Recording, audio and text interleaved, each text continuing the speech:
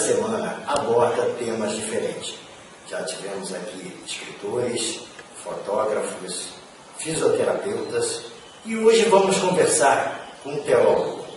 Nós estamos aqui com a presença do professor Eduardo, ele que é teólogo, vai falar um pouquinho sobre esse tema para você, ouvinte da TV Itaguaí e Rádio Muriqui. Bom dia, professor Eduardo. Bom dia, amado. Bom dia, amigos.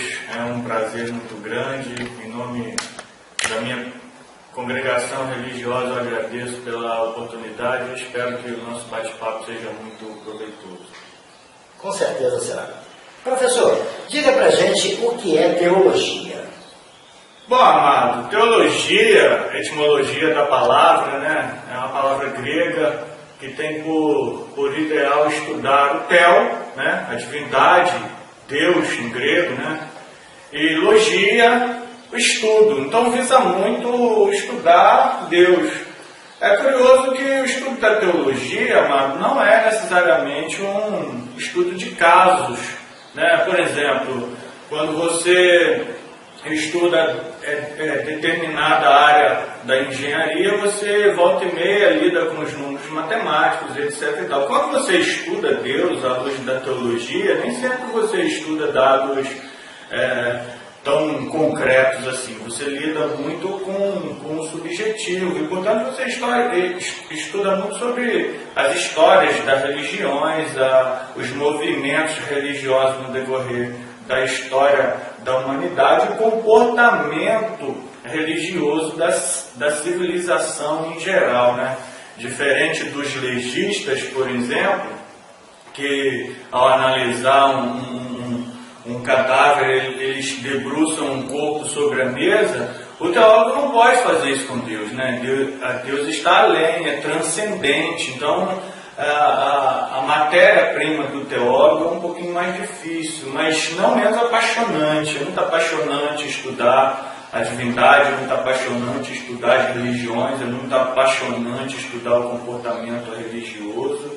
Eu sou um amante da teologia, eu sempre divulgo teologia.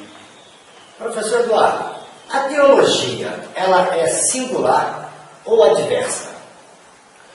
A teologia, amado, é muito plural. Ela não consegue ser singular. Para você ter uma ideia, a teologia ela tem inúmeros ramos de pensamento. Vamos imaginar um pouquinho. Pense na teologia católica. A própria teologia católica tem as suas diversas ramificações e linhas de pensamento. Hoje nós temos, por exemplo, o catolicismo copta, que é único no mundo. Temos o catolicismo romano, que é o mais amplamente divulgado. Temos o catolicismo ortodoxo. Agora para pensar um pouquinho na teologia protestante. Tem a teologia de uma linha mais calvinista, ligada a Calvino, um dos reformadores. A teologia com uma linha mais luterana, ligada a Lutero. Posteriormente vem as teologias denominacionais, com as suas inúmeras denominações, né? Imagine também a teologia judaica, que é diversa, ela tem hoje inúmeras ramificações, a maioria delas oriundas de dois ramos teológicos muito antigos, que é o Askenazita e o Sefaradita. Pense dentro do contexto do Brasil, as inúmeras denominações religiosas com seus pormenores, as suas localidades, as suas demandas teológicas. Então fica difícil de colocar teologia dentro de um único campo. A teologia é diversa, amados, são muitas as linhas de pensamento, e sempre surgem coisas novas, e sempre coisas antigas, esquecidas, voltam à tona tempos ou outros. Então ela é muito plural. Professor Eduardo, diga pra gente qual a diferença entre o religioso teólogo e o religioso leigo. Boa pergunta, amado. O religioso leigo, em geral, é aquele que vive dentro de uma comunidade religiosa, bem localizada em um devido ambiente geográfico, e que ouve ali, a partir da da liderança, da sua liderança religiosa, aqueles princípios que ele passa a adotar para a sua vida. O religioso teólogo, diferente do religioso leigo, ele ouve de tudo, não somente aquilo dentro do ambiente dele. O teólogo, eu diria assim, ele teria mais facilidade de dialogar com o diferente.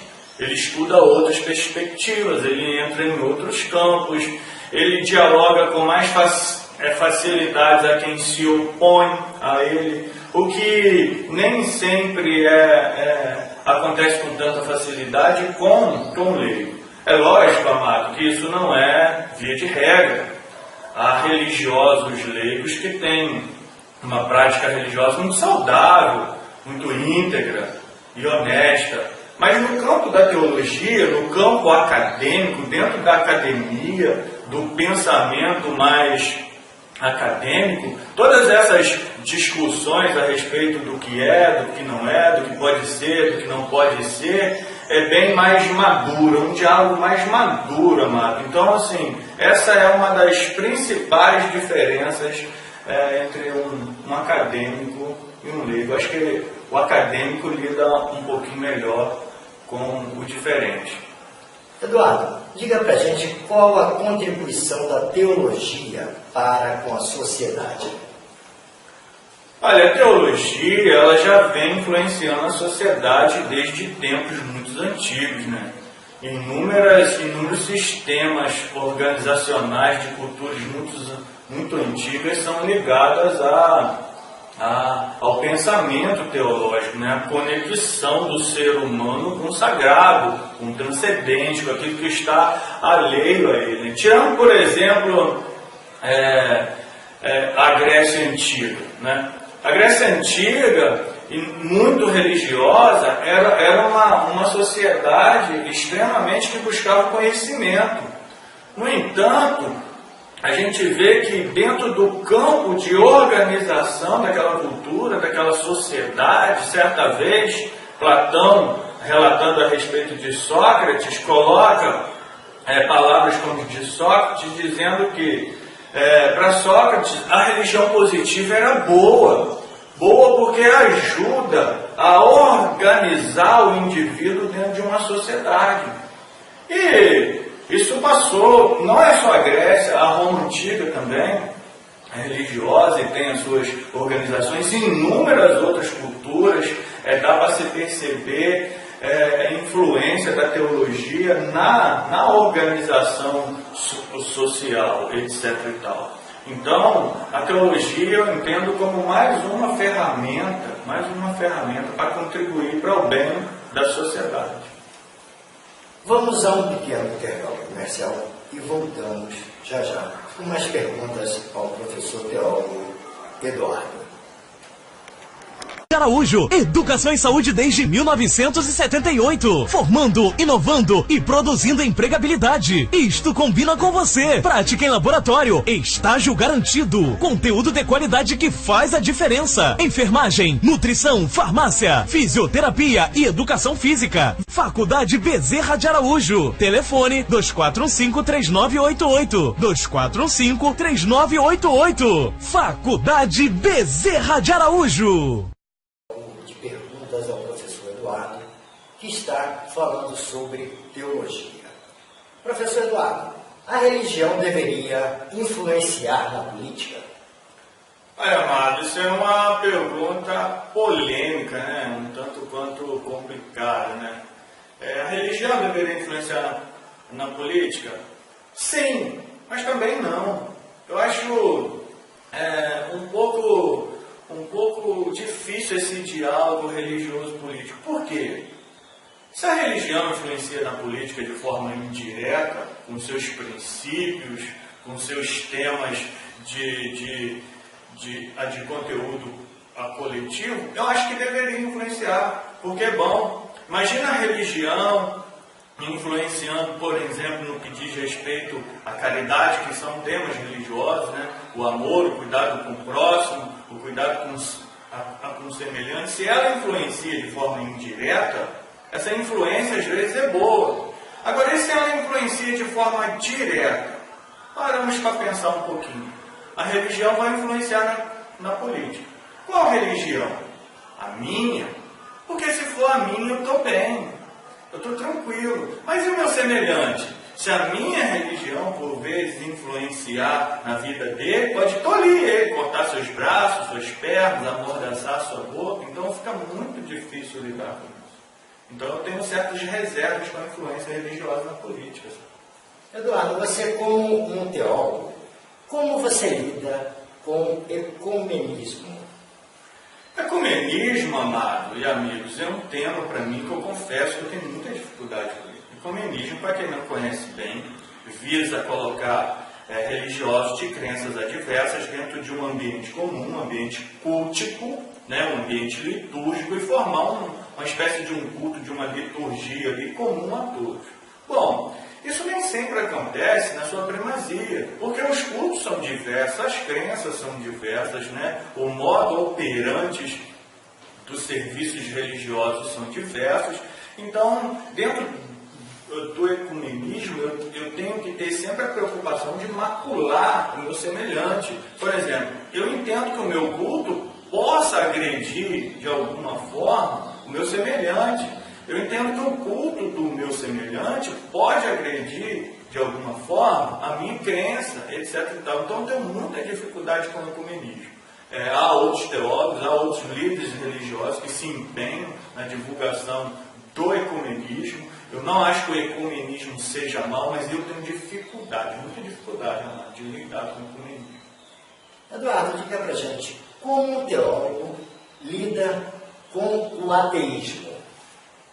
Olha, o ateu é um cara extremamente apaixonante. Eu tenho amigos ateus, eu, crente, religioso, né, temente a Deus, tenho amigos ateus e eu sou extremamente apaixonado por todos eles. Queria tanto ganhar eles para a crença, mas nem sempre é possível. Né? O teólogo lida com o ateu com muita facilidade dentro de uma estrada, que é a estrada do conhecimento. Como o teólogo busca, amado, estudar muito, e o ateu também, não é via de regra, mas na sua maioria são bastantes estudiosos, no que diz respeito ao campo acadêmico e ao conhecimento, o teólogo e o ateu andam muito juntos, muito juntos. Eles deixam de andar juntos quando o religioso ele toma a estrada do transcendental, do místico, do sagrado, daquilo que está alheio a ele, eu diria do divino, no meu caso, eu sou religioso, crente. Né? Quando eu tomo a estrada do transcendente, do divino, do sagrado, o ateu não anda comigo. E é uma pena mesmo, eu queria que mais andassem comigo por esses caminhos e descobrissem questões. Quando eu lido com o sagrado, por exemplo, o ateu diz que aquilo é um produto da química corporal, dos meus tantos hormônios, etc. e tal, então eu não consigo explicar aquilo, etc. e tal. Mas não é. Quem tem experiência com o sagrado sabe aquilo que viveu, sabe? Por saber, não negocia com aquilo. Esse é o meu caso. Eduardo, diga pra gente, como você lida, ou como você vê a questão da intolerância religiosa? Intolerância religiosa é um mal da nossa sociedade, amado. Nossa sociedade tem uma cultura muito pluralizada, muito diversa. Então, eu ser intolerante com a religião do meu semelhante só causa mal. Quando eu busco o fenômeno religioso, estudo e tento aplicar ele à minha vida, esse fenômeno religioso, essa minha espiritualidade, vamos dizer assim, esse meu conhecimento tem que produzir bem na minha vida, na vida de quem está próximo de mim e na vida da sociedade como um todo. Quando eu sou intolerante, em vez da minha religiosidade fazer o bem, amada, ela faz o mal ao meu semelhante. E o meu semelhante é tão importante na escala do pensamento religioso quanto a mim mesmo, quanto ao sagrado. Imaginemos aquele texto bíblico, né? Amemos a Deus com todas as nossas forças, ao nosso próximo e a nós mesmos. Se eu deixo de fora um desses três na minha escala de pensamento, a minha religiosidade faliu como missão.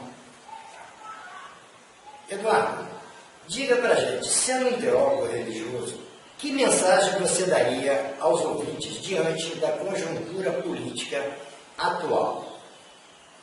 É comum, em tempos de crise, amado, as pessoas buscarem esperança a que se apegar, né? Buscar outras formas de tentar encontrar, primeiro, paz para lidar com as questões adversas e, segundo, respostas do porquê de todas as coisas.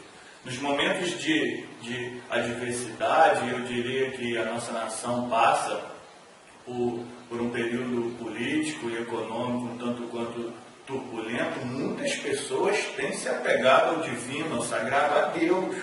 Eu tenho amigos padres e eles têm dito isso, inúmeros amigos pastores, como eu sou pastor, eles têm dito isso. Nos momentos de grande tribulação, as pessoas procuram as igrejas, procuram os ambientes religiosos, procuram ajuda de fora, de algo que eles não conseguem sentir ou perceber. Lógico que nessa procura esbarram com pessoas que por vezes podem ser aproveitadoras, mas que por vezes também podem encaminhar muito bem quanto à religiosidade, né? A fé e a espiritualidade, vamos dizer assim. Então, independente daquilo que você esteja passando, busca a Deus, e Ele há de se revelar a você. Eduardo, vou lhe fazer uma última pergunta, e o nosso tempo é um pouco curto. Tá? Diga pra gente, existe teólogo que não seja religioso? Existe sim, né? Curioso que a gente estava falando dos ateus, né? Muitos teólogos, no decorrer do conhecimento religioso, da sua instrução, acabam virando ateus, né? Deixam de crer na divindade, né? Às vezes acontece também o caminho oposto. O ateu, na sua busca filosófica, na sua busca pelo conhecimento, acaba se tornando religioso, porque ele consegue se conectar em determinados momentos consagrados com o divino. Então, existe sim, há percas e há ganhos dentro da área da teologia. Percas e ganhos, eu diria assim, de forma filosófica, né? Eu não lido aqui com a minha verdade, a mentira alheia, eu não lido com isso, mas eu não lido dessa forma. Mas há caminhos e descaminhos no campo da teologia, mas eu sempre recomendo o estudo teológico. Há um texto bíblico, amado, que ele diz assim: conheçais e prossigais em conhecer a Deus. Então essa sempre é a minha recomendação. Vai buscar, vai ser orientado, seja bem orientado na sua busca e descubra coisas boas. Eduardo, estamos chegando ao final do programa, tá? Nosso tempo é curto, mas a nossa emissora é grande e o nosso coração é grande, você lutar outras vezes. Vamos deixar considerações finais para você. Quero despertar você, meu ouvinte, despertar a você que consegue alcançar essa mídia, a um chamamento, né? Deus está sobre a face da terra com sua mão poderosa, estendida. Ele não se oculta das pessoas de forma nenhuma. Ele sempre se revela a ela, sobretudo na pessoa do Senhor Jesus. O Senhor Jesus teve um ministério que sempre fez o bem ao próximo. O Senhor Jesus teve um ministério que nunca produziu o mal ao próximo. Ele viveu, morreu, ressuscitou por causa do ser humano. Então, a minha recomendação para você é: busca Deus. Ele existe e Ele pode tratar com você. Bem, chegamos ao final de mais um programa. Hoje o Papo em Foco entrevistou o teólogo, o professor Eduardo. Aguardem o próximo programa